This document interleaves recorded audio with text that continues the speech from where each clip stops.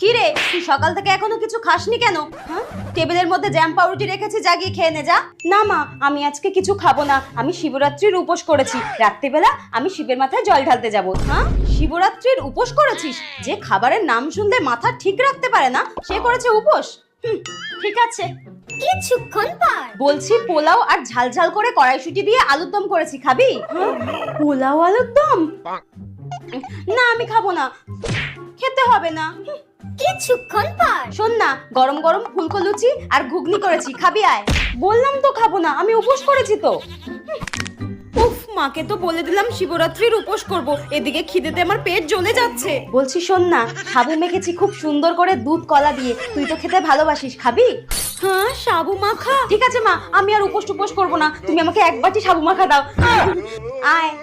আমার কপালে আর ভালো বর জুটবে না, কোনোবারেই আমি শিবরাত্রির উপোস করতে পারি না, দেখ ভালো লাগে না।